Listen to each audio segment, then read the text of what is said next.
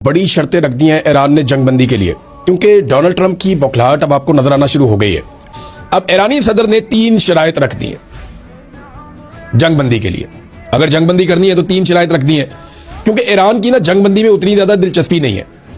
वजह क्या है कि ईरान को पहली मर्तबा मौका मिला है और यह बालादस्ती मिली है कि वो अब अपना बम फेंकता है और वो जाकर जमीन को टकरा जाता है। इससे पहले यहां पे जो फिजाई दिफाई निजाम था अमेरिका का और इसराइल का, वो बड़ा मजबूत था।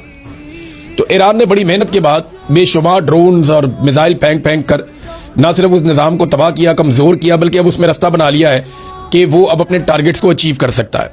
यानी अपनी मर्जी की जगह के ऊपर वो मिसाइल मार सकता है। इसके ऊपर एक स्टेटमेंट भी आया हुआ है ईरान से, और ये सवाल जब पूछा गया ईरानी क़यादत से तो उन्होंने इसके ऊपर जवाब भी दिया है। ईरानी स्पीकर है मोहम्मद बाकिर कालीबाफ, उन्होंने अमेरिका के दावों को रद्द कर दिया कि अमेरिका ने ईरान की मिसाइल सलाहियतों को तबाह कर दिया। मोहम्मद बाकिर ने यह लिखा अपने स्टेटमेंट के अंदर, और ये लिखा कि बड़े पैमाने पर किए गए मिसाइल हमलों की इब्तदाई लहरें दुश्मन के रेडार और दिफाई निजाम को नकारा बनाने के लिए की गई थी।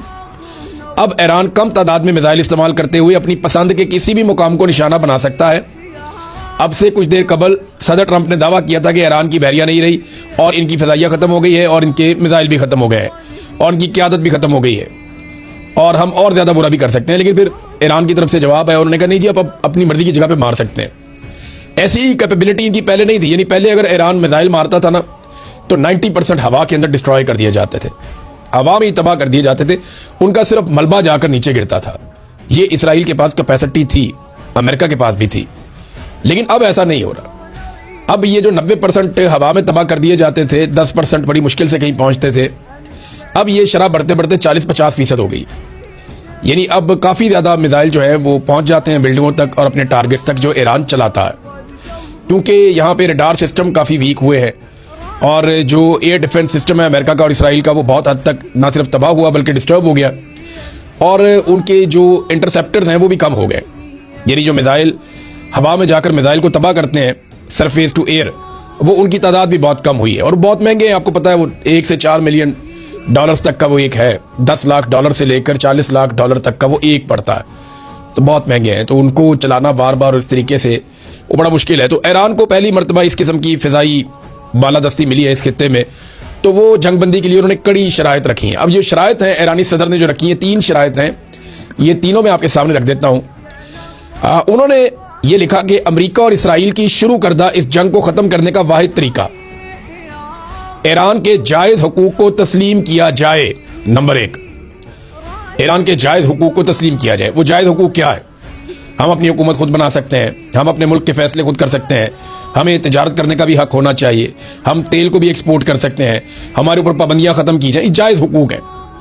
ईरान अपने जायज हुकूक मांग रहा है कि हमारे साथ ज्यादतियां बंद की जाए। नंबर 1। नंबर 2, मुआवजे की अदायगी।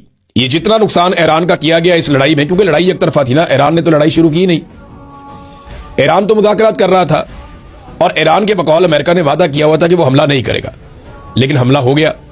अब इसके ऊपर वो ये कहते हैं हमें मुआवजा अदा किया जाए जितना हमारा नुकसान किया गया। ये दूसरी चीज है। और तीसरी चीज वो ये कह रहे हैं कि मुस्तकबिल में किसी भी जारियत के खिलाफ मजबूत बैनुल अक़वामी जमानतें हमें दी जाए। यानी हमें अब जमानत दी जाए कि आइंदा हमारे ऊपर किसी किस्म का कोई हमला नहीं होगा मुस्तकबिल में। ये 3 चीजें करें तो हम जंगबंदी कर देते हैं। बड़ी माकूल चीजें हैं। और ये एक तो वो ये कहते हैं जनाब हमारा हक हमें दें। नंबर 2 वो ये कहते हैं कि जो हमारा नुकसान किया उसकी भरपाई करें। नंबर 3 वो ये कहते हैं कि आइंदा हमारे साथ ज्यादती नहीं होगी, इसकी भी हमें गारंटी दें। अब ये गारंटी कौन दे सकता है? रशिया या चाइना को गारंटी दी जा सकती है अमेरिका की जानिब से, और ये गारंटी किस सूरत में हो सकती है, ये भी बड़े सवाल आते हैं। हो सकता है कि बहुत सारा कुछ प्लज कर दिया जाए कि ठीक है ये चीज फिर आपको मिल जाएगी अगर आप पे हमला किया गया, तो अब कुछ भी हो सकता है। इसमें यूएन का किरदार तो बड़ा ही मामूली सा किरदार होता है। अक़वाम मुत्तहिदा अपनी हैसियत ही खो बैठा है।